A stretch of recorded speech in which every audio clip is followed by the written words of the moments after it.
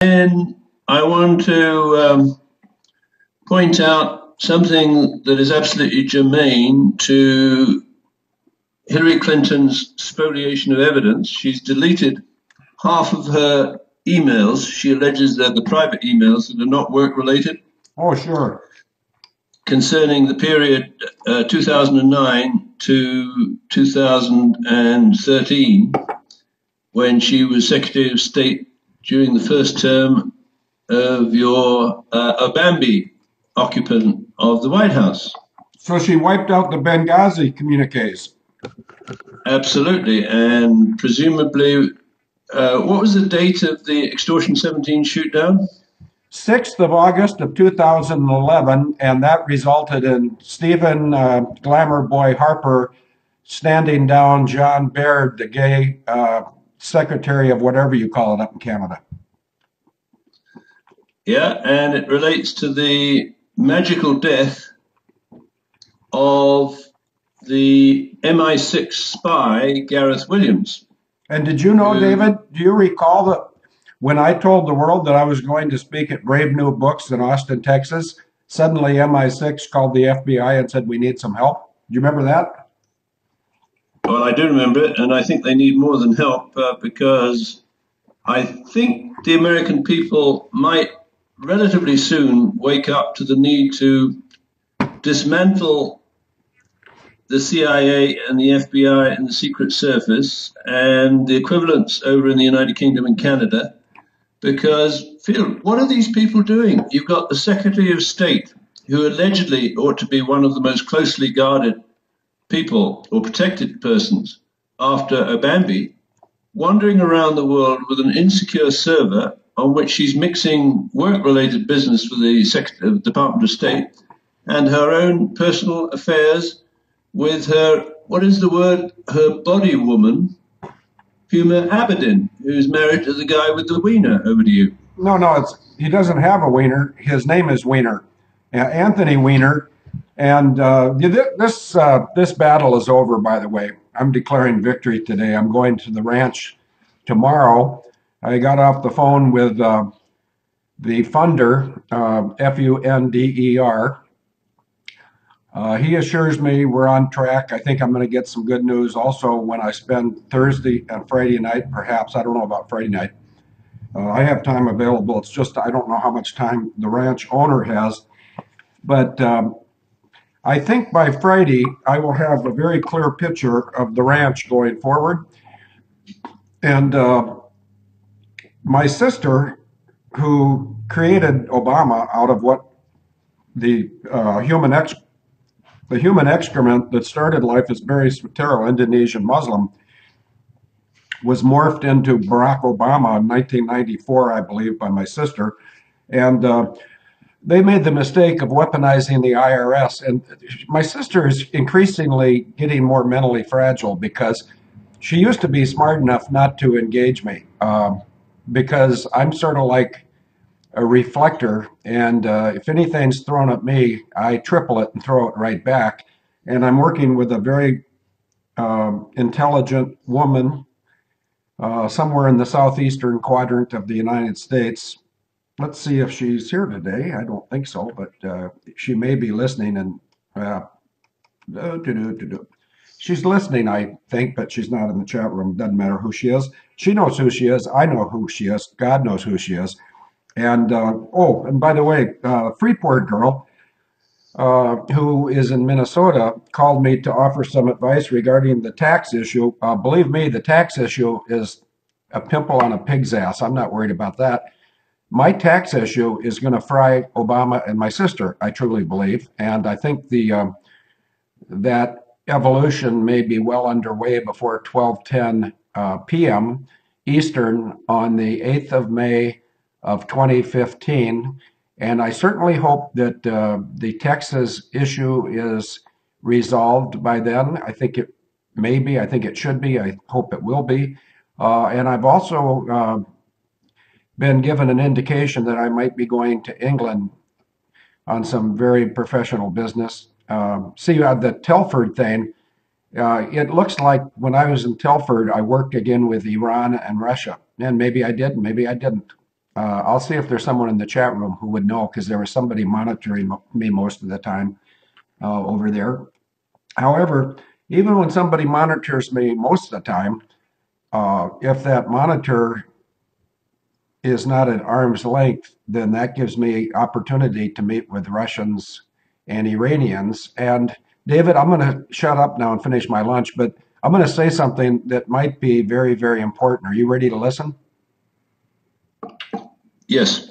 Do you think that myself, Vladimir Putin, and the president of Iran were ever in the same hotel at the same time? Yes or no? Yes. You're right. And it's April of 2009. And in fact, I'm going to ask somebody who has a good sense of humor here. Let's see. Oh, well, Sherry has a good sense of humor, but she might be busy. And Swamp Rat. Not that you're not busy, Swamp Rat. Swamp Rat, by the way, is our official designee to monitor the drowning of Serco in their own debt in Operation Drip, Drip, Drip, Drip. Swamp Rat, do you have time to Google Roxana Saberi, Roxana space Saberi, Roxana Saberi plus Astana, Astana, plus Iran, Iran, plus my first and last name. And if you don't have the chance to do it, I'll do it as soon as I tell David what happened in April of 2009. I believe in January of 2009 or late December 2008, but I favor January of 2009. When I was in Astana flying for Air Astana and doing some other interesting things when I wasn't busy flying. By the way, the GRU or the KGB office was right across from my favorite restaurant.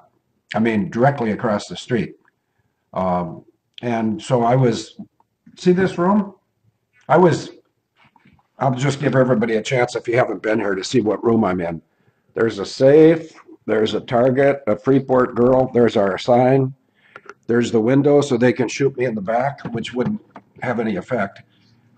See, David, our information is out there and it's so profusely out there that they can't put the cork or the genie back in the bottle. Okay, here's the deal. I'll wrap it up, then I'll be quiet. In April of 2009, I made the offer to the president of Iran, and if you want to see his airplane, it's the one at Able Danger that I'm standing in front of. That was April of 2009 that my picture was taken in front of Iranian Air Force One. And he was there and Putin was there. And somewhere in today's radio show link, there is a picture of a large Russian transport at Aktau. Aktau is a city on the Caspian Sea. It's also a port and it has an airport. And I was there in April of 2009 also. I made the offer to the president of Iran that if he'd be kind enough to free Roxana Saberi, she was imprisoned in Iran because they knew she was a journalist and they thought she was spying, which she's not capable of spying. And I should know because I'm a spy. If you want to see that, I think there's an image on the internet. I'll go looking for it. Me leaning down against a sign that says "Spy Catcher," and that's in the city of London. But I digress. Vladimir Putin, two of his Air Force Ones, his Air Force One transport, an AN-72, I think it is. I'll have to think about that. And also his transport for the garbage and the press corps. They were both in Astana at the same time that Iranian Air Force One was in Astana. I communicated with the president of Iran, and I don't remember how shortly thereafter Roxana Saberi was released. I think about 2 to 3 weeks, but I told the president of Iran if he would release that innocent girl that I'd escort her back to Fargo on my next trip, which my next trip was in May of 2009. David, that's enough about me. But I think we have them over a barrel. I think my sister and Obama are making huge mistakes, and I can't wait to polish them off. Over to you. Yeah, thanks, Phil. And just to remind listeners, there is a man by the name of David Rockefeller, a rapidly degenerating geriatric, who made a statement that the world is ready to move to a supranational government of world bankers and an intellectual elite. And at a certain level, that sounds quite attractive if you want to be governed by intellectuals and world bankers, but dig a little deeper. And the caliber of the intellectuals that presented themselves for this scam, unfortunately, was not up to scratch. So they had to fall back on homosexuals. Nothing wrong with homosexuals. The problem with homosexuals, of course, is they're very vulnerable to entrapment and extortion. So let me read the second paragraph of today's post, which you were kind enough to mound to me. McConnell claims that his sister, Christine Marcy, and Hillary Clinton set up the Serco National Visa Center with DOJ Pride insider Janet Reno in 1994, and the three women launched a snuff film pay-for-play service to eliminate opposition to supranational government by international bankers and a homosexual elite. Now, were you aware that Serco lost the contract to operate the National Visa Center field recently? How recently? No, I was not aware. I think it's in this last year. Well, why do you think that happened? Because they desperately try and remove paper trails, but it's exceedingly difficult in this cyber age, particularly when there is a cloud-centric crime scene investigation service of the caliber dominated by, what is it, the Global Operations Director of AbleDanger.net, is that correct? Let me just check my card while I masticate. My card? Able Danger Global, Private Intel Agency, Field McConnell, Global Ops Director. I guess that's me. Or am I a cutout? I'll tell you honestly, I'm either me or I'm a cutout. Or both. Or neither. Good night, Captain. Over to you, David. And quite possibly you're oscillating between, and maybe you are being monitored, but I don't think there's anyone in the world who has the faintest idea what you're going to do next, Field. Over to you. Oh, you're playing right into my truthful hands. By the way, I'm putting up the number that Doreen was looking for at 612669. That's the aircraft ID number registration of Far, Far Away. Now, who did that? I know So Far Away. That was 1971, and it was the #1 album of all time until it got displaced by Michael Jackson's Thriller. How's that for recall? And we're sponsored today by Taco Rack. David, you just said something about unpredictable. I want to be really honest and humble and tell you what is reportedly making me unpredictable. Honest truth, or as we redskin people say, how? In 1961, I was reading a book called American Aces. Somebody can probably find, oh, nice picture of the speckled trout, Jack Mack. Somebody might be able to find a book that came out in the late 50s, I think, called American Aces.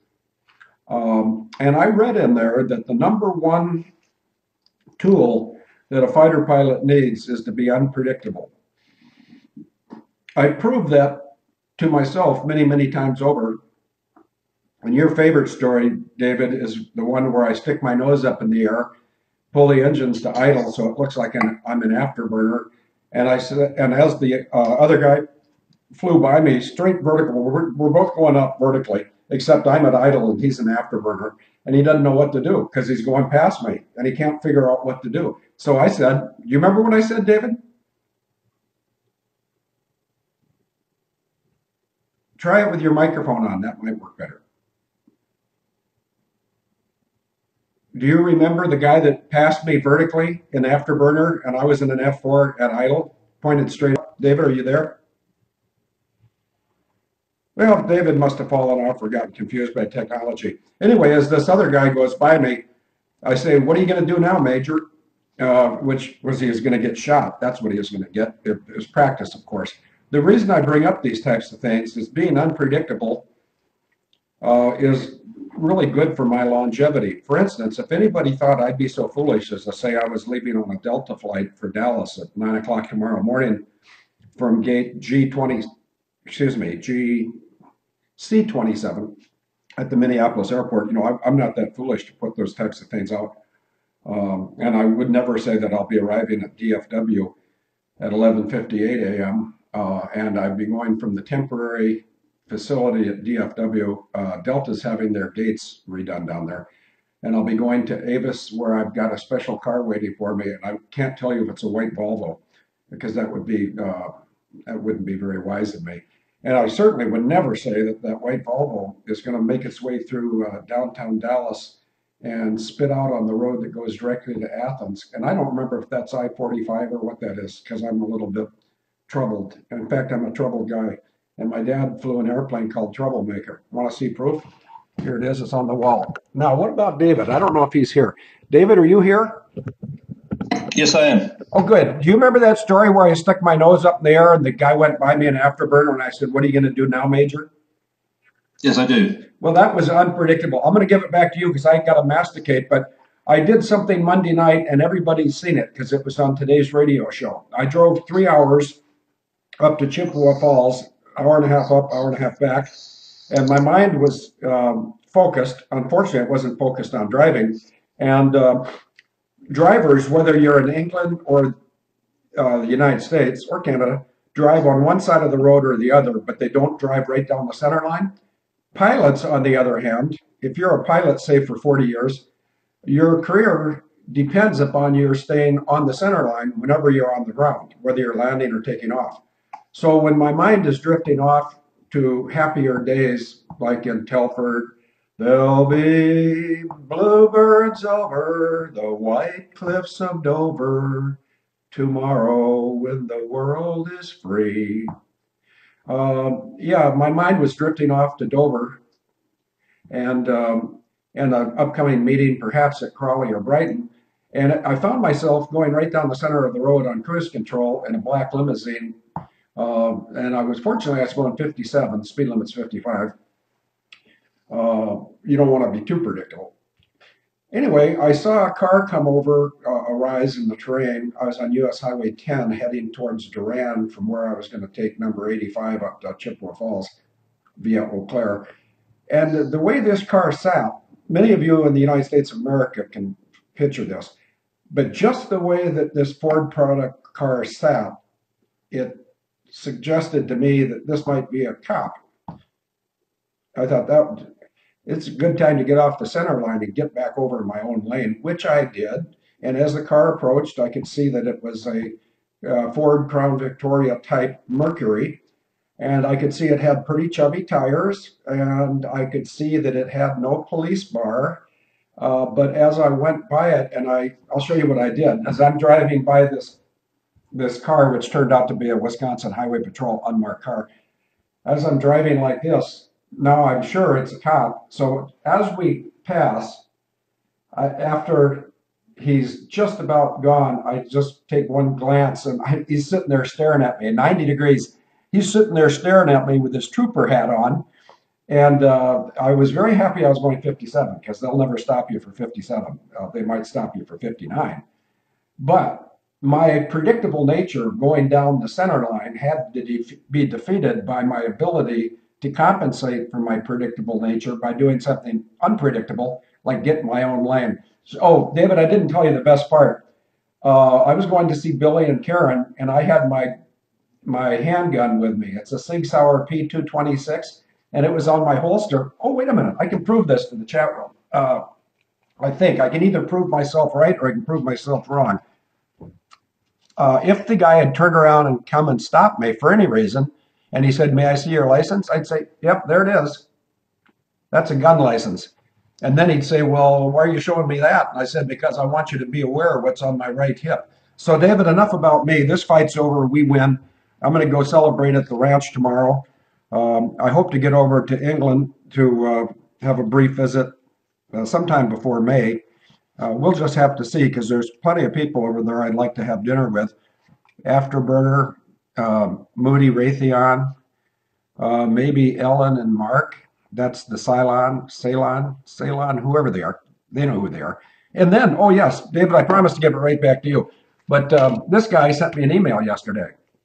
His name is Max Cann, C-A-N-N, and he's got a sense of humor. You can't read this, but the name of this disc is Mac's can opener, like a can opener. But anyway, he's a musician that was kind enough to send me that photo of me playing my safe sax over in Telford. David, did you happen to see the picture of me playing my safe sax? Yes, I did. Did you see? Did you recognize either of the other two gentlemen? Let me see. I think I recognize one of them, but it's not in front of me now. Yeah, it's Brian Garish was the guy to my left, and the other guy was Robert Green, and he is the person that's been abused by Scotland because he sticks up for Holly Grigg and her mother Anne. David, over to you. Yeah, thanks, Phil. Well, I think we make an interesting combination inside Able Danger because you have the gift of switching unpredictably to chaff and choosing when to switch back into fighter pilot mode. And I have, I believe, the ability to switch in the other direction with equal unpredictability. But it's very challenging, I guess, for the opposition to get their head around exactly which phase you and I are in, because quite often we are 180 degree out of phase. I think that's a fair assessment, isn't it? Over to you. You mean we're out of phase with the world or out of phase with each other? Each other. Yeah, we are. But you know what? Increasingly, I would say over the last 8 weeks, there's been many occasions where I'm working on the radio show advertisement from the time I wake up. And in fact, today I went downstairs, I got a cup of coffee, and I went to work on the radio show ad, which was 1/3 to 1/2 done last night. But because I can sense victory is imminent, if not already achieved, I really want to do as good a job. I mean, I'm seldom professional, and I always remind people that I'm not a professional, and I can prove it by the way I dress. See this? I'm wearing a Molly's t-shirt, Green Bay Packer keys, and I'll still have Obama's ass. I don't have to have a tie to get him. I don't have to have a tie to get my sister, Christine Marcy, belligerent bovine, who has been engaged in serial treasons at least from October 22nd of 1996. And David, I didn't tell you, I got a call from the CEO's office of USAA today. Did I tell you that yet? No.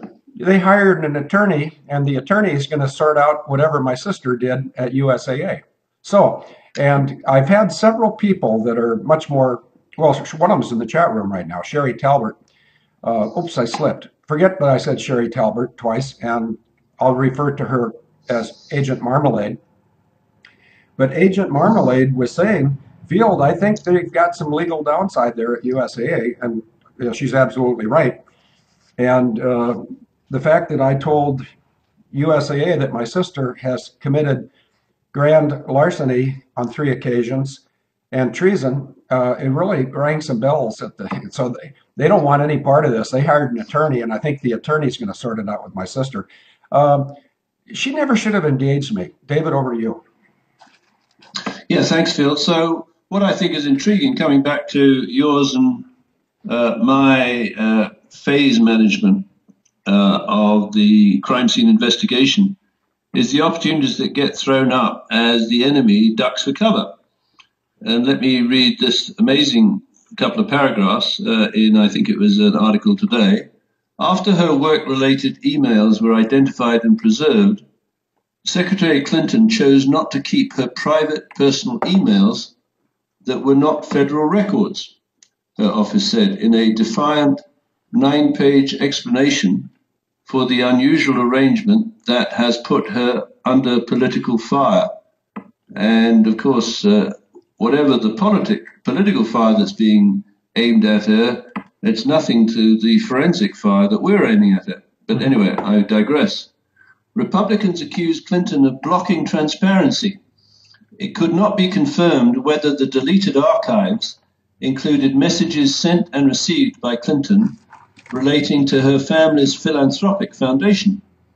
Donations to the foundation by foreign governments and corporations are the subject of a separate ongoing controversy. So what we have, Field, is the former Secretary of State was running a pay-to-play scam as she traveled around the world with her body woman, Huma Abedin, and apparently visited 100 countries during her term. And here's how the scam works. She and her lesbian or homosexual entourage would check into a capital city of a targeted state and book, let's say, the entire floor of a 4-star or a 5-star hotel, or if the country didn't have a 4-star hotel, the best hotel in town. And the best hotel in town, particularly if you're in a capital city, is normally the one that would attract visitors to senior people in the government, senior bureaucrats and government politicians. And then they would put on a show for these people. They would be invited, or selected people within the government, or wannabes who would like to be in government would be invited to a pay-to-play encounter with Hillary and her lesbian friends. And this is purely hypothetical, but the coordination of said event would be done through ClintonEmail.com. And unfortunately for Hillary Clinton, ClintonEmail.com had been hacked by a very interesting man by the name of Gareth Williams. Gareth Williams, employed by GCHQ and deployed through MI6 to track down the movements of assets that might result in damage to the United Kingdom's citizens and government. And lo and behold, being a smart guy, he'd hacked her ClintonEmail.com, and discovered the private purpose of that domain, which incidentally, the landing page was hosted in the British Virgin Islands. And the British Virgin Islands hosts a company and client of HSBC named New Rodina, which in Russian means the new motherland. And New Rodina was the owner of the property in Pimlico where Gareth Williams' body was found stuffed in a North Face bag, sports bag, inside the apartment where the temperature had been turned up, the fingerprints removed from the padlock, and what looks like to me, from a forensic point of view, something like sodium perborate sprinkled on the body to accelerate decomposition and remove evidence of the snuff film crew that tortured and killed Paul Gareth Williams. Now, it's not just because he's a former Cambridge mathematician that I'm interested. It just upsets me greatly to find people like Gareth Williams, who's trying to do his job and his duty, to be targeted by these degenerate scumbags. And I apologize for scumbags, because probably some of them are quite nice in comparison with Janet Reno, your sister, and Hillary Clinton. But I digress. So back to Hillary Clinton's MO. She sets up this foundation, and you can think of Bill as just a puppet. To a certain extent, Hillary is just a puppet, in the same way that Obambi is a puppet of Michelle, even though they're both puppets of a much bigger force. So what Hillary Clinton did, she set up the Clinton Foundation as a pay-to-play operation, where she would arrive in a city, a capital city of a targeted state, and invite the homosexual community into an encounter which would be filmed. And obviously, if that encounter included, I'm not sure if renting is the right word, children from HSBC-sponsored SOS Children's Villages, then the film or the images would be a very powerful, how shall I put it, instrument to get the people participating in that pay-to-play exercise totally silent when that was needed, totally dead if that was needed, and totally obedient if that was needed. And it's got nothing to do with black or white or yellow or brown or green or sexual orientation or size or whether they have a bowel movement before or after breakfast. It's just a straight method of racketeering. by extortion and fear. And until we dump this ridiculous word terrorism and understand that these people are criminals, we'll be no further into ripping the heart out of this operation. But back to Hillary. Hang on a minute, David. Go ahead. I got to support you with something. It's called GWOT, and I don't want you to trouble your mind about what that stands for. I, Field McConnell, could change the United States of America and the world by effecting one change. There is a ribbon or a decoration or a medal, whatever you want to call it, that would go right under these wings if I had earned it. And actually, see, I have no decorations there, and I don't like that kind of crap. I don't think we should dress up and be proud of killing innocent people. But I am proud that I once flew for the Marine Corps, and if I hadn't flown for the Marine Corps, I wouldn't be sitting here talking to you guys right now. David, the word that I would change is on to of. Global war of terror. After 9/11, supposedly the Allies created a global war on terror, and that's 180 out.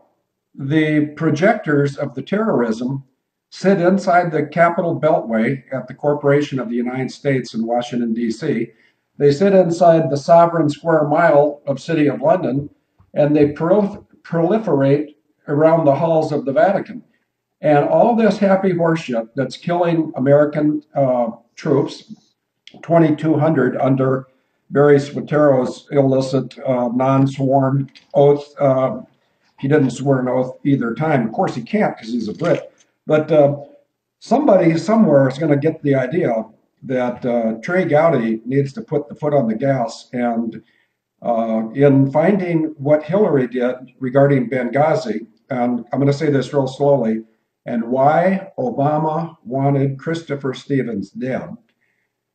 Well, we could change the world literally by coming to understand that the United States under Panetta was forced to do a bunch of things for the international states that control the Corporation of the United States of America. That may float well at Georgetown. It's not going to play well with the veterans, and my sister and Obama better be praying to whichever false god they worship that the Texas Ranch doesn't come into my control, because that Texas Ranch is going to appear to be about veterans, but it's really going to be about something much, much greater. David, over to you.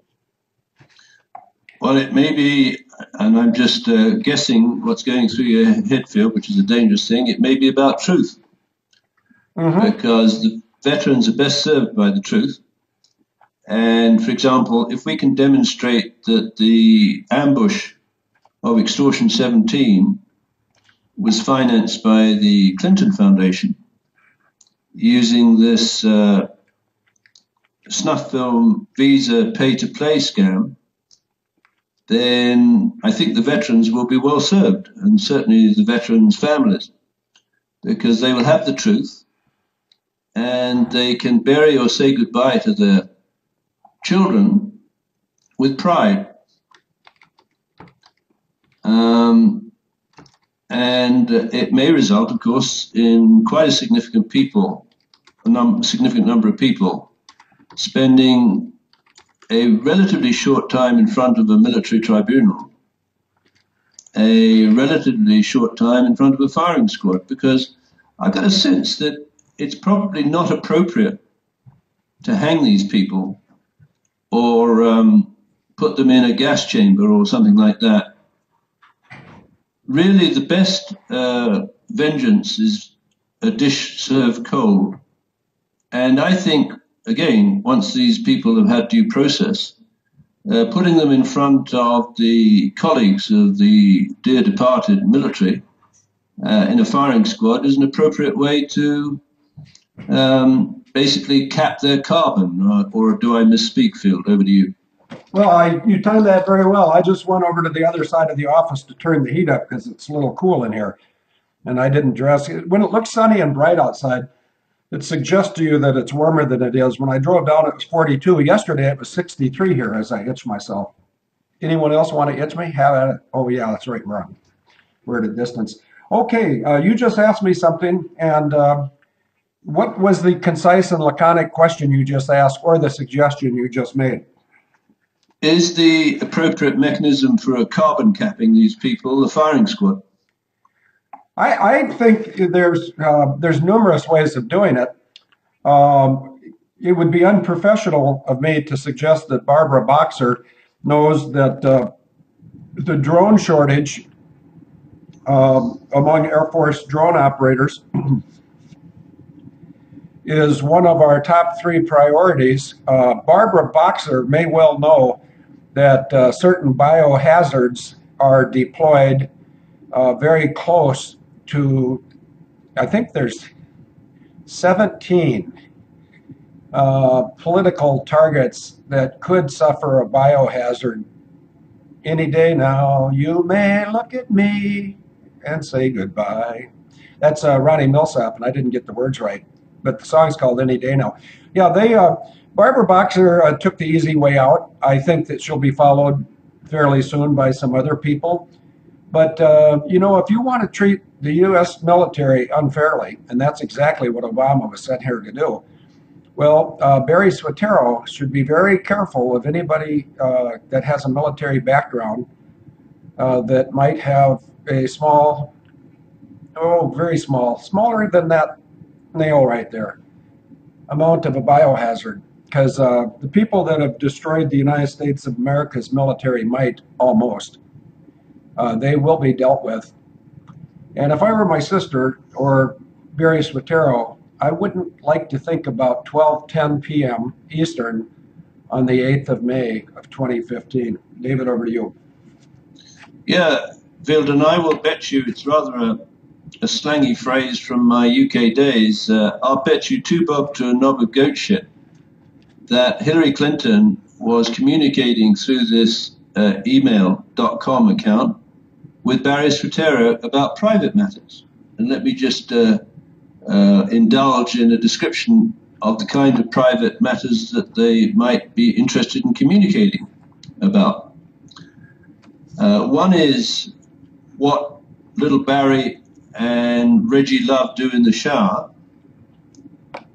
And the other would be what Hillary Clinton and Huma Abedin do in the shower when they're staying at the 4-star and 5-star hotels around the world and warming up for these pay-to-play snuff film encounters. Now, in August of 2010, I'd love it if someone in the chat room could track it down. Gareth Williams disappeared. Now, he's employed by GCHQ and seconded to MI6 to track banking, drug, and child trafficking assets through the international supply chains.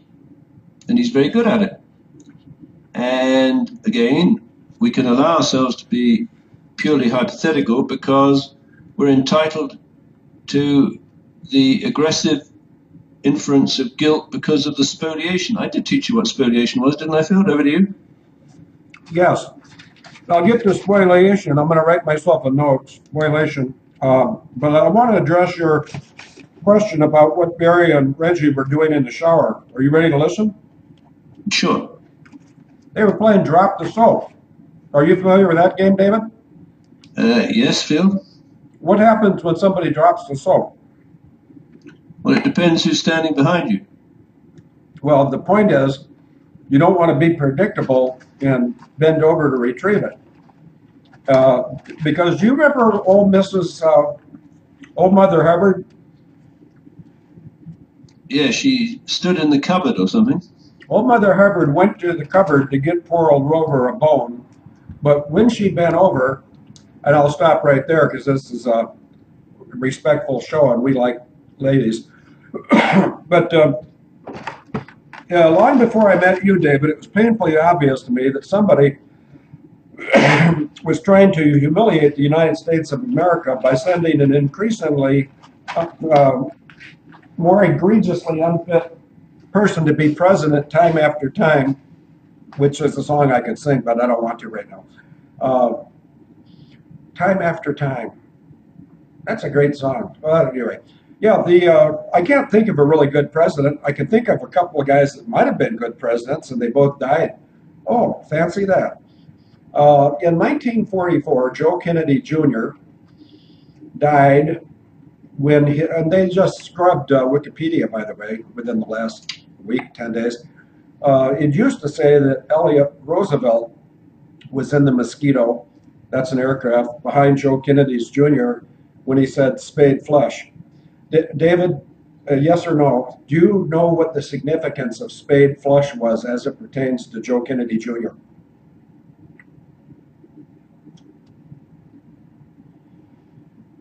Was that a trigger signal? Yes, absolutely. In fact, your reward for being so correct is, I'll say, over to you now. So over to you. Oh, okay. So given that the Clinton lesbian entourage, or LGBT entourage, to cover the spread of these people adequately, deleted all of the personal emails, as judged by them and Hillary, from that server that had been hacked by Gareth Williams, we are entitled to an aggressive inference of guilt because they are committing what is known as a spoliation felony. And I believe the sentence for that is 7 years, but I think it's probably less productive to follow the criminality of this than go for the wrongful death, but I covered that many times. My guess is that in a joint venture between Hillary Clinton, your sister, and the leader of the DOJ Pride initiative in 1994, Janet Reno, the lesbian pedophile attorney general, under whom, I guess that's an appropriate position for her, worked Jamie Gorelick, unfortunate pronunciation of her name, and your sister, it would appear that they had everything in place with the Serco-controlled National Visa Center, the Serco-controlled DOJ Pride, and the FAA contract towers and Conair to deploy a snuff film crew at short notice anywhere in the world, subject to their getting the appropriate visas to land and take off from the targeted country. So let's just roll the clock back to 1993, which is the year preceding. That was when the Clintons managed to officially weasel their way into the White House, or I think they get occupancy, correct me if I'm wrong, in January the 26th, something like that, of 1994, provided the snuff film crew can buy visas through the National Visa Center, they can arrive in a very timely manner at a prospective crime scene before the crime occurs and set up an ambush for the targets. And sometimes those targets can be the high and mighty, and sometimes they can be just ordinary folks, such as the victims of the Rwanda genocide, arranged by Hillary Clinton and her pathetic apology for her husband. And just to remind people, the president of Rwanda, who was a Hutu, was shot down by missiles that had apparently been stolen, Russian missiles, in the Desert War by British intelligence agents. And Boutros Ghali, who I think then was the United Nations Secretary General. Oh, well, let me just divert. What the hell is Hillary Clinton doing her apologia for stealing the government's emails? They're the property of the government, of the people of the United States, and she delivers her apology at the United Nations. Why is that, Phil? Because they're sold out to the United Nations. But I just want to titillate everybody with something positive before we get back to the only person in America that's more haggard than Merle, that being Hillary. If you take a look, Swamp Rat just put up The High and the Mighty, which is a great movie. I'm going to take a brief pause here, David. Let's just give people in the chat room a chance. Has anybody in the chat room at all seen this movie, The High and the Mighty, in the last month? Because I have a specific question if anybody has seen it. Meanwhile, give me just a second, David, and I will whistle the High and the Mighty theme song.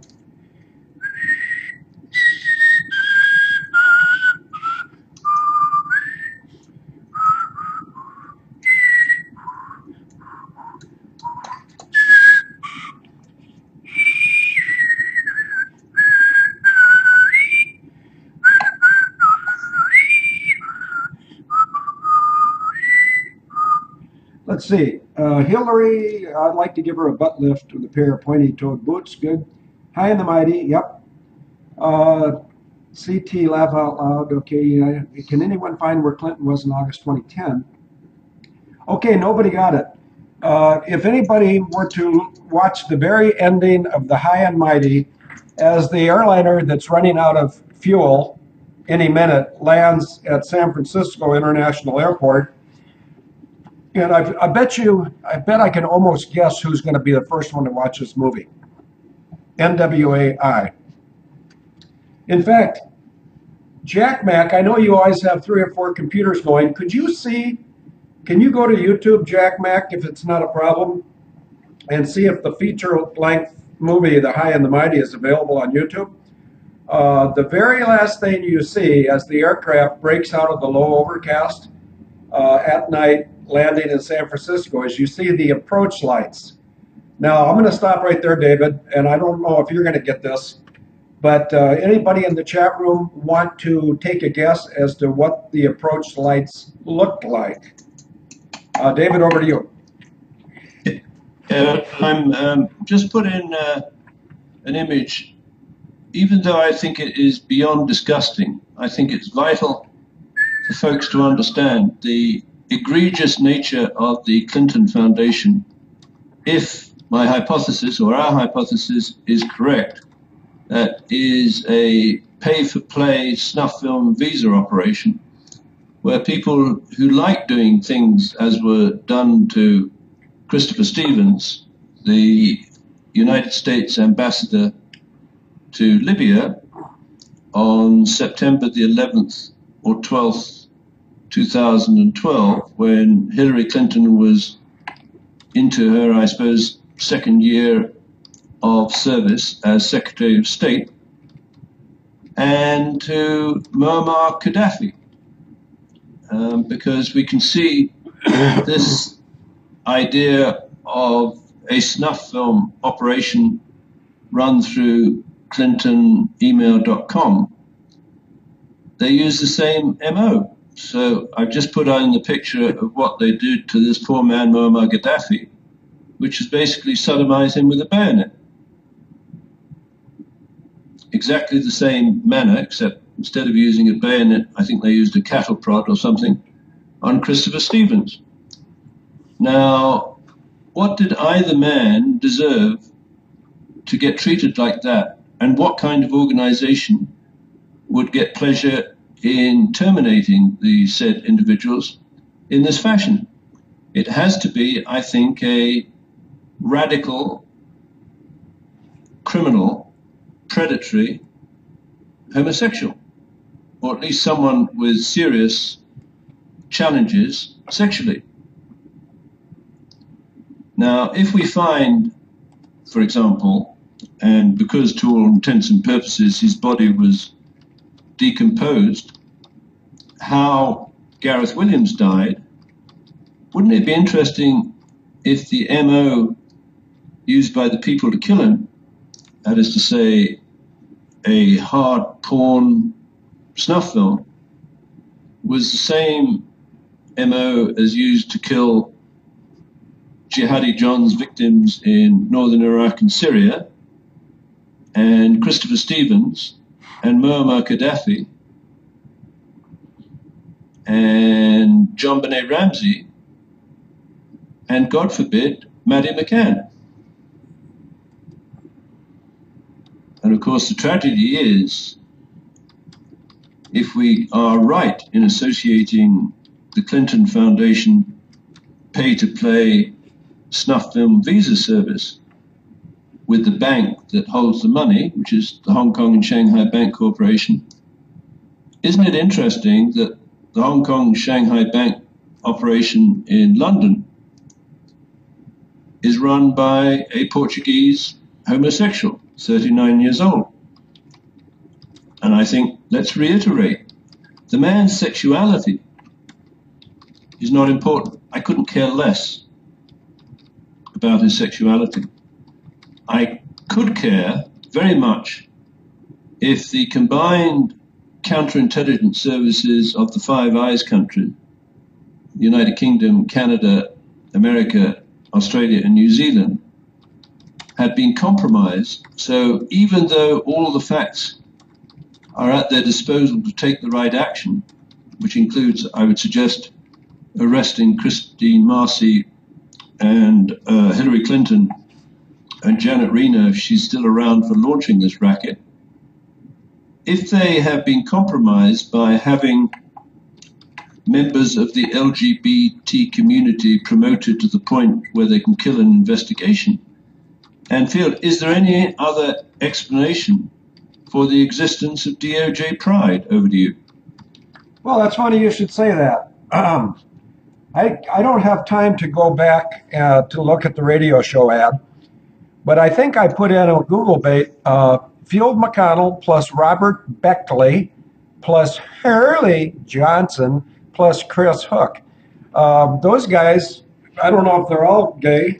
Their response would indicate they're all limp. Yep, you heard me. Or maybe you prefer the ever popular flaccid, as opposed to the ever desirable turgid. And some people probably wonder why I use these words. Gee, because I can. And I was thinking about taking my camera, and what I mean my camera, I mean this camera right now that's going up and down because I'm moving it.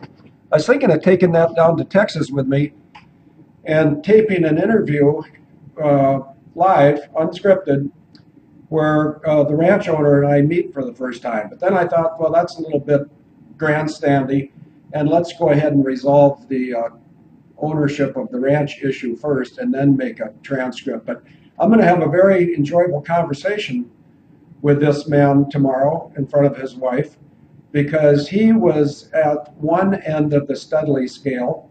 He was the captain of the football team that won the Army-Navy game of 1974, and I think Gerald Ford, I can't remember, who was president in 74? Yeah, probably him.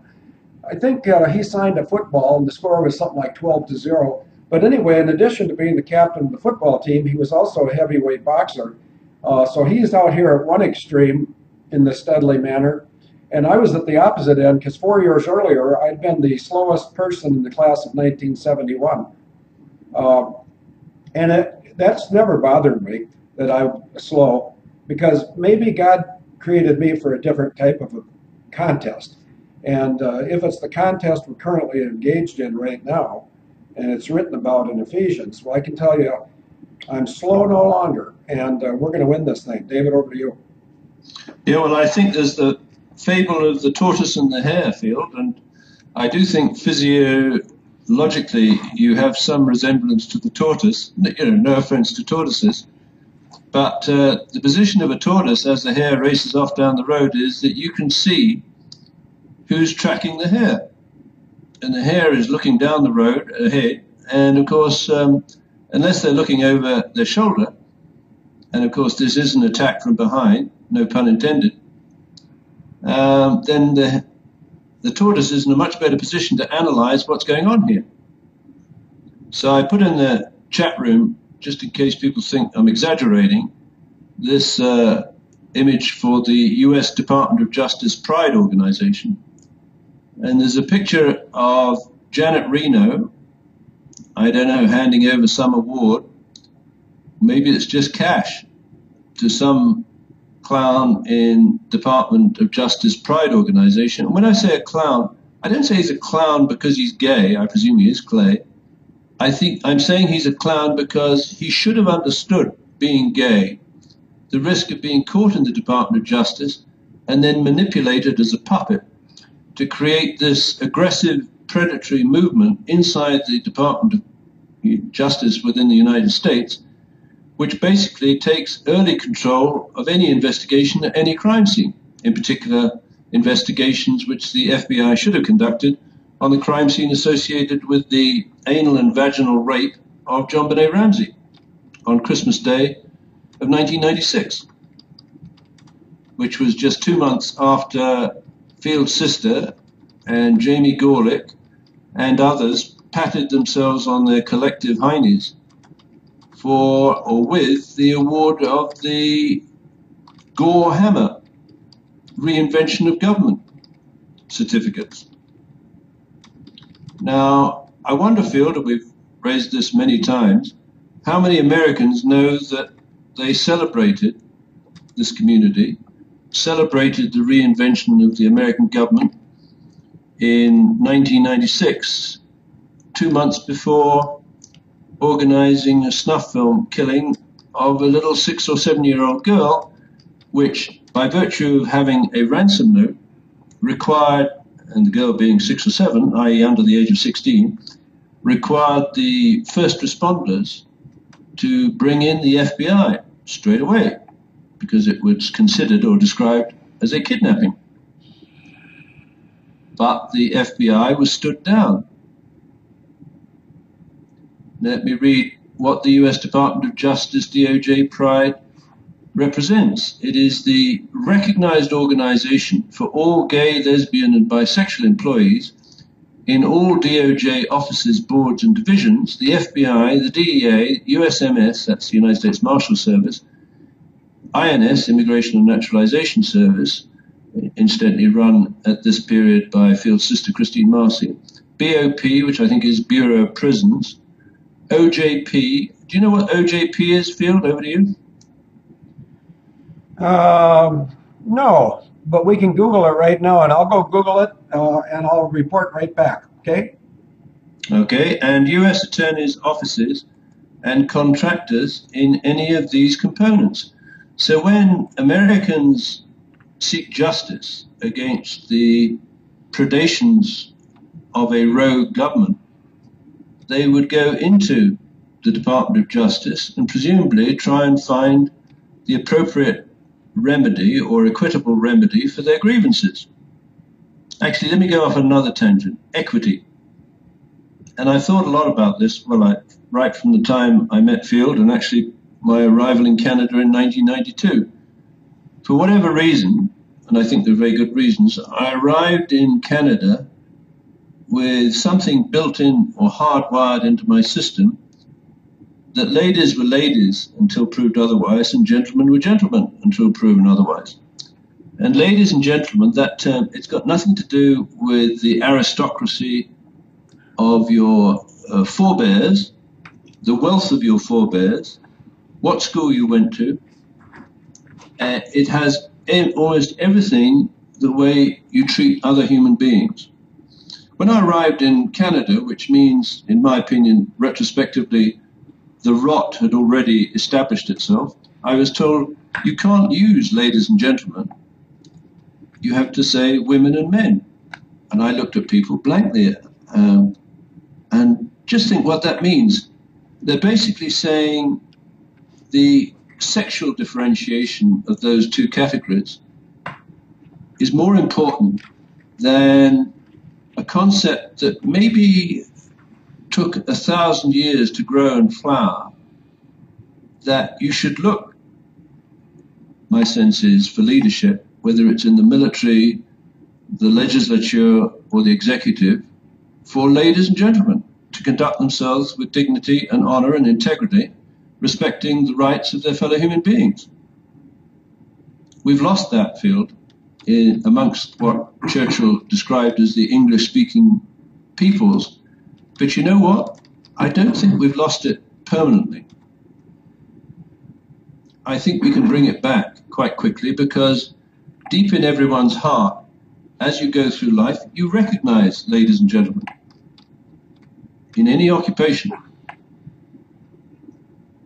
And what your sister and Janet Reno and Hillary Clinton and Maureen Baginski and Wham Bam Sam Cam, thank you ma'am, who's a descendant of Nell Gwyn, whose mother ran a brothel for the Royal Navy, they could be perfectly decent people. I get the impression that they're not ladies. Does that matter, Field? Over to you. It matters to me because there are ladies in this world. I'm going to give you a couple. I'm going to go to the chat room, and if I go by any female, don't feel offended. For instance, I'm going to go by 3 right away. Agent 66, Alicia, and Ann, but I'm not doing it because they're not ladies. Sherry T's a lady. Denise C is a lady. Ellie Scott, I don't know Ellie. By the way, Swamp Rat, that's the secret I was going to ask you. Swamp Rat, take a look around who's no longer in the chat room because I kicked somebody out today. And I've only done that about 3 times in history because I don't think we need to be forcing people to, to be exactly like us. But on the other hand, somebody was putting in a lot of dumb questions today, so I evicted them. See if anybody can guess who that was. Okay, back to ladies, and then I'm going to go see if there's a. Yep, the lady I'm looking for is here. In fact, I better go look and see if Sherlock's around because Sherlock's not here. So we'll do a lady in the UK and we'll do a lady in the US. David, do you remember in today's radio show advert, there's a picture of me with Billy and Karen Vaughn and the picture of a nun next to a crucifix. Did you see that photo? Yes, I did. Okay. That was less than 48 hours ago. I was at the Eagles Club in Chippewa Falls. I drove an hour and a half over, got out of my car for about 5 minutes, and then hopped back to my car and drove an hour and a half back because I'm always short of time. The nun in that image is Sister Adelaide, and I can't pronounce her. I was going to say her maiden name, but of course she died with her maiden name. Koetter, I believe. It's German. She looks exactly like our Agent Freeport girl, and let's see if Freeport girl's in disguise or in the clear today. Freeport girl, I see Sherlock just showed up. Good timing. She's a lady too. Yeah, if you take a look between Scrutinizer and Autopilot, you'll see Freeport girl. She's a lady, and I know that because I've met her, and she's the lady that decorated this along with Gloria Presley. The lady that was over in Telford, and everyone's seen pictures of the lady because she was kind enough to appear in the back seat of the little skit that I put on with Mark Salon. Now, how do we know that she's a lady, and a smart lady at that? Well, everybody at the conference that I was aware of was staying in the hotel, which is the Telford Park Inn.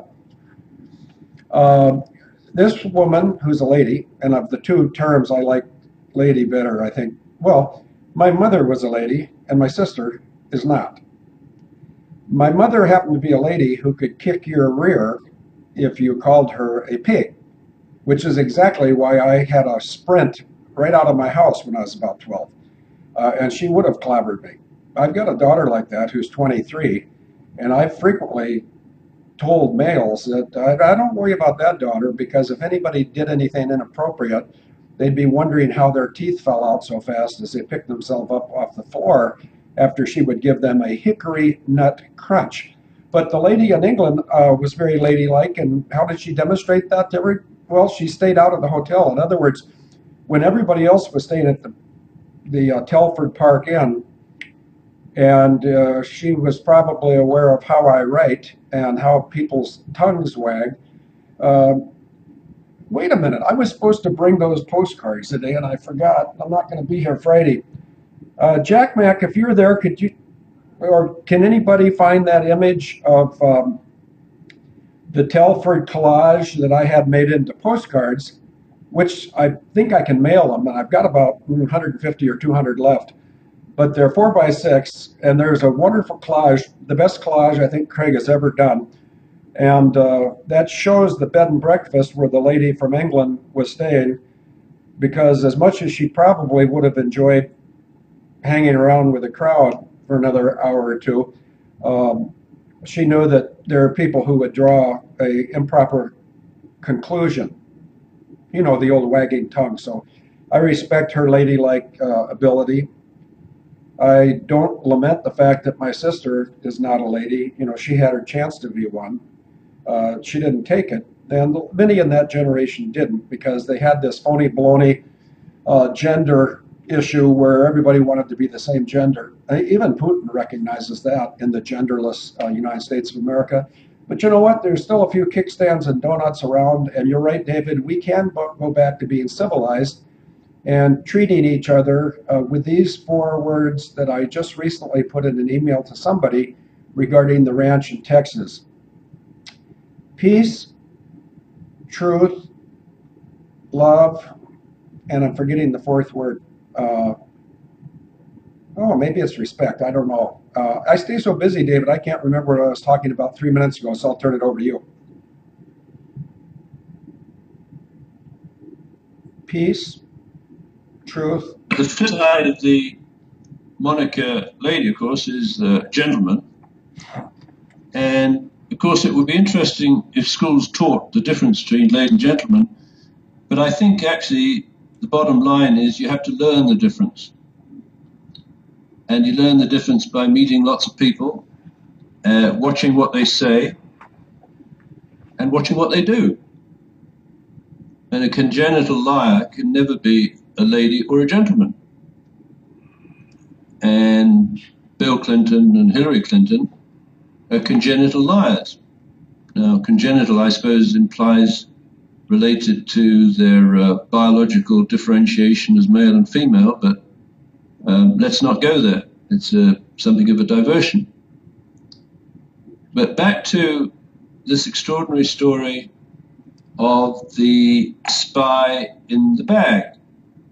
So I'll just put up the last paragraph of today's post field and just comment on that. So what we have is McConnell claims that after advising Clinton that Williams, that's Gareth Williams, was tracking LGBT, that's lesbian, gay, bisexual, and transgendered assets through clintonemail.com, Serco Vice President Maureen Baginski sold the visas needed by a snuff film crew to ambush the spy somewhere, I'll come back to that, and transport his body in the banker's bag, that's HSBC's bag, to his new Radina flat in Pimlico. Now, the events that we're focused on here took place in August of 2010. Now, you can Google and Wikipedia Hillary Clinton's travels in 2010, and there seems to have been a gap between the end of July and the beginning of September, where she is not located, at least in terms of Wikipedia. And that raises alarm bells, because if her MO and her colleagues, including Janet Reno and Christine Marcy and Maureen Baginski, had set up this pay-to-play snuff film visa service out of, I think it's in New Hampshire, then we really need to know where she and her body woman were, where their LGBT friends were, that is to say, which hotel, because we should never forget that Serco got the contract to provide command and control communications and, dare I say it, cyber hacking facilities in the Sheraton hotels around the world, I believe we'll find that they were tracking MI6, and MI6 British intelligence, and I don't know what it was called back in 1865, but apparently it is claimed by Great Game India, which is an online news magazine, that the Hong Kong and Shanghai Bank Corporation was launched as a repository for British intelligence proceeds from the opium trade. Now, if that took place in 1865, we have to ask ourselves, when did the connection between British intelligence and the Hong Kong and Shanghai Bank get severed? And I think the answer is it was never severed. That is to say, when Gareth Williams joined GCHQ and got seconded to MI6, my guess is, and he appears a very honourable and capable man, he thought he was working for MI6 and GCHQ. He may not have had the historical perspective or luxury that we've had of going back through the runes and discovering that it's highly likely there is no partition or Chinese wall between MI6 and HSBC. HSBC does the banking for the Clinton Foundation. HSBC is a founder sponsor of the Carbon Disclosure Project that was launched on the 4th of December of 2000 at number 10 Downing Street by Tony Blair and his wife Hillary. And the Carbon Disclosure Project operates together with the Clinton Foundation on the idea that the exhalations of human beings, ladies, gentlemen, women and men, risk the Earth being triggered into catastrophic anthropogenic global warming. David, did I just hear you say Tony Blair and his wife Hillary? Oh, I meant to say Sherry. Yeah, and Sherry likes to kiss Hillary. Did you know that? Well, yeah, we have a photograph of her kissing her on the lips, but, well, about to. I don't know if she, anyway. Well, hang on, wait a minute. Have you ever observed how small the forehead of Sherry Blair is? Yes. Yeah, and she's got bad teeth. How do you know? Take a look at her picture. Okay, watch this. I'm gonna do it myself. I'm gonna find a picture of Hillary kissing Sherry, and somewhere we're gonna see some bad teeth. Over to you. Yeah, okay. Well, that's unfortunate because the National Health Service paid for certain basic work on my teeth, but there was no attempt to do the cosmetic. So probably if I had good teeth, I'd be, well, no, let me not go there. You've stolen my hat, incidentally, my Harrison Ford hat, I noticed. Oh, wait a minute. Do you know what that is? Go ahead.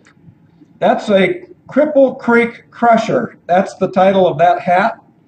And it's if it's not exactly the same color as the jacket that was given to me in Telford, it's Killer Swamp. Way to go, Swamp. Anyway, the lady in Telford gave me that jacket because one of her relatives didn't like to wear it, and it's about my size, so she was kind enough to give me that. And Pat, the other lady that I've talked about today, and I would have talked about you too, Sherlock, but you weren't in the chat room when I was making my comment about ladies. But the ladies, plural, who put this room together, I think that was done in October. I can't remember. I can't even remember 3 minutes ago. But there's a lot of neat stuff in this room, but it was all organized. And that's lampshade is from Agent Sunshine. There's Walter Fitzpatrick's banner. And by the way, Wilkie Fain, if any of you remember that name from years ago, finally finished the movie about Walter Fitzpatrick. I have not seen it. I don't have any idea if it's worth watching, but it'll be posted by Craig fairly soon because Sharon Rondow, the lady in Connecticut who plays the harp professionally, It's HARP, not HAARP. But Sharon Rondow put it on a thumb drive, whatever that is, and sent it via the U.S. mail out to Phoenix, where Craig Peterson will be putting it up on our YouTube channel, which is Able Danger, blah, blah, blah. There's some nice teeth. Look at Sherry. I don't even like how I look. And so I'll criticize myself too, and then I'll give you an excuse. Take a look at this profile of me and see what looks disproportionate. Yep, you're right. My head. Here's what happens. When people fly F-16s, F-15s, or F-18s, and I don't know anything about F-22s or F-35s, but if they can pull 9Gs, I'd throw them in with the others. But this is a fighter pilot, 30-year-old fighter pilot, or 40-year-old, doesn't matter. And notice that his head is where it belongs, straight up. And his spine from his back goes straight up, and his head is right where it should be. Okay, that's at 1G. That's like me. I'm at 1G right now. Okay, if you go to 9Gs, 9 times your weight, that 200-pound fighter pilot will now weigh 1,800 pounds, and I don't know what a head weighs, but let's say a head might weigh 12 pounds. 12 times 9 is about 108. Well, your 12-pound head puts 108 pounds of pressure on your spine, and you can pick F-16 pilots out of a crowd because if they're old enough, their head has moved forward and down, and it looks like you have bad posture. And there's only one reason for that. You do have bad posture, and it's because you've traded your erect posture for the United States of America. And I didn't get beat up and bent out of shape for the banks. And the banks, which banks? Well, Wells Fargo, Warren Buffett, Judge Rosemary M. Collier, they have a little collusion going. HSBC, Loretta Lynch, and Soft Touch was in today's radio show ad. The banks that have been sending young men and women to war to get emotionally scarred, if not physically rearranged, those bankers need to hope I don't get control of that ranch in Texas. David, over to you. Yeah, and I've just put up a picture field of Antonio Simoes. I don't know how to pronounce it. He's a 39-year-old Portuguese native or citizen, and he's become the head of the Hong Kong and Shanghai Bank office in the United Kingdom. He's CEO. And here's what he says about himself. Being gay is a plus for me. It makes me a more authentic person with better empathy, better emotional intelligence. If I wasn't gay, probably I wouldn't be CEO of the bank. You know, that's nauseating, Phil. Now, wait a minute. Is he the CEO of a sperm bank? Of the Hong Kong and Shanghai Bank in the United Kingdom. Yeah, but you didn't get my humor. Oh. What did I say? Sperm bank? Poor David. SPERM bank. That's sperm bank. Have you never heard that term? Yeah, I have, but I didn't use it. Well, there's a lot of things we don't use, but we still need to be aware. But anyway, this guy just earned himself a big place. In fact, I might just go put that picture at the beginning of today's radio show. So he'll find out that being a better emotional, his enhanced emotional intelligence isn't as important to anybody else as it is to him. I think he looks like a real jerk, Jerk, not to be confused with sperm banks, SPERM. David, over to you. Well, I don't think he's a gentleman, Phil. And again, most people or some people might cringe at my use of that term.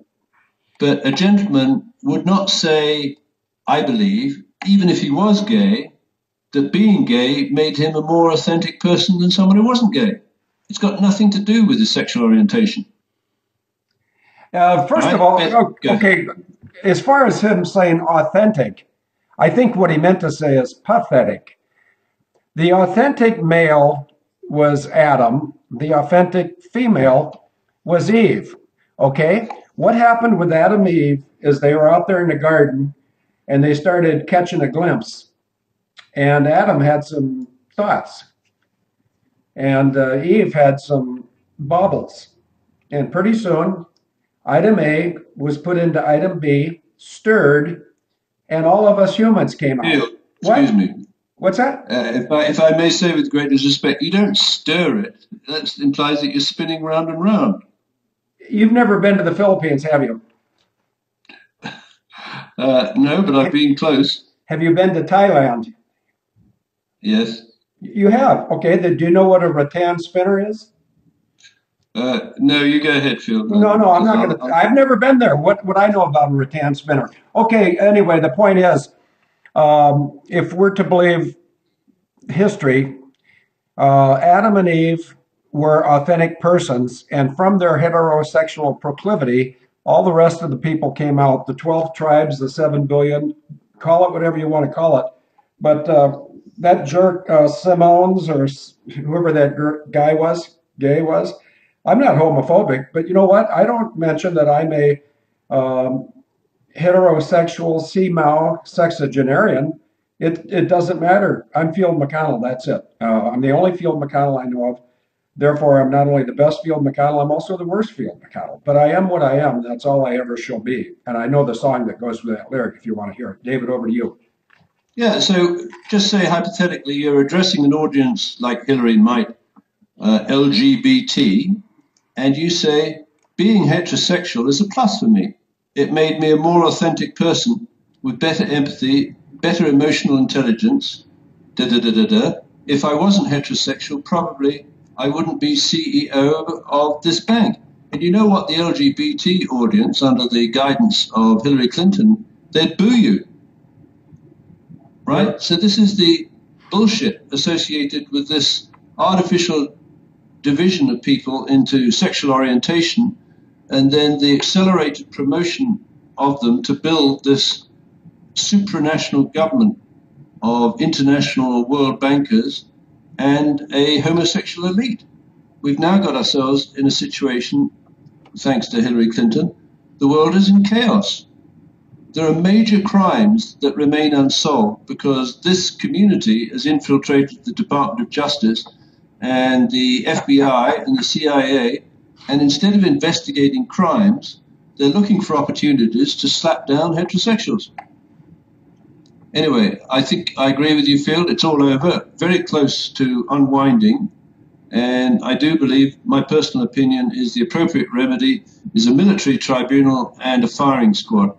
Basically to return certain powers that go with patriotism, loyalty, and integrity, and dare I say it, authenticity, of the kind of people who join the military for the right reasons, not to kill, but to protect. Over to you, Phil. Yeah, that's right. And I think the thing I'm going to take away from this show today is it is possible to be a lady or a gentleman in this time. And let me just go back, and no offense to any of the ladies that I might not mention because I haven't met all these ladies, but I'm going to go from bottom to top. And well, even if I haven't met them, I believe Texas Mav is a lady. I know Swamp Rat is. Susan Mariner, sorry, I don't know you, but well, actually, I'll go along with David. You're a lady until you prove otherwise. Susan, we covered her. Sherlock is a lady. Pat, we've already discussed Pat being a lady. If I miss anybody, it's not intentional. Maranatha's lady. Jill, JYL. Once again, I haven't met her, but you're a lady until you prove otherwise. I'm going past free agent right now. Free agent's a good listener. He said something quite erudite in the chat room about 30 minutes ago. To Ellie Scott, I don't know that lady either, but just like Doreen, until I meet them, they're considered ladies until they prove to me that they are not. Denise is a lady in Michigan. Denise C is a lady in the UK that I discussed along with Pat. Sherry T is a lady in San Antonio that goes by Agent Armadillo or Agent Marmalade, depending on if it's a hot investigation or cold. Anne, Alicia, and Agent 66 are all ladies, I'm confident. and probably meet more of these ladies as the Texas Ranch develops. It's about time for us to say goodbye, I think, David. But before we go, I just want to make sure everybody knows I'll be down in Texas, or I'll be traveling on Friday. I'm leaving tomorrow, which is Thursday. Uh, for security reasons, I won't identify my social security number as 583099001, or the fact that I'll be leaving from Minneapolis Airport at 0900 on the 12th of March of 2015. Because just like when I went over to England on Delta Flight 12 on the 26th of February, arriving 45 minutes early, at Terminal 4 at Heathrow, I didn't let anybody know what flight I'd be on, and I certainly didn't let them know I'd be returning on March 2nd on Delta Flight 11, departing at 12:50 from Gate 9 at Heathrow Terminal 4, because if I let those types of details of my travel leak out, somebody could kill me. Whoop-de-doo, I'm just shaking in my boots. Come and get it. David, over to you. Yeah, thanks, Phil. I think covered a lot of ground. I hope you have a wonderful trip, and I'll check with Craig if he's available for Friday. Okay, well, that sounds good. And so you can leave whenever you want. I promised somebody a song, and while I go looking for the song with which we'll end this show, if whoever is going to do the red button, whether it's Mensa or Swamper Mama, if you could hold off until the song's done.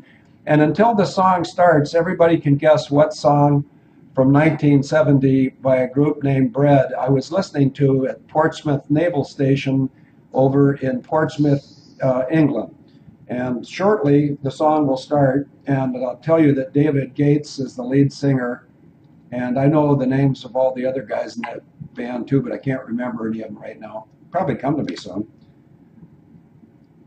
Oh. One final question, Phil. Yeah, go ahead. If anyone in the chat room can find the whereabouts or movements of Hillary Clinton and her body woman in August of 2010, I'd be very grateful. And my prediction is that she moved through the same hotel as Gareth Williams did at the same time. Over to you. Okay, and what city would that have been in, or don't you have a clue? Sorry? Well, no, because she travels so much and she can hop in these planes and move her entourage anywhere in the world, so could be anywhere. Can I make a guess? Okay. Is there any reason to believe she was not in Egypt? Interesting, because I think in 2010 she had visited Cairo in the months before August 2010. Well, I didn't come up with Egypt because I was whistling Dixie, but here comes a song. And if you're still here when the song's over, I'll give you a last comment. But think back to the summer of 1970, and I was on the USS Guadalcanal, and we left Annapolis, and about 4 days later, 5 days later, I'm guessing. War is coming. This is an ad. I'll turn the volume down. But War is coming. This is an ad. I'll turn the volume down. But War is coming. This is an ad. I'll turn the volume down. But War is coming. This is an ad. I'll turn the volume down. But War is coming. This is an ad. I'll turn the volume down. But War is coming. This is an ad. I'll turn the volume down.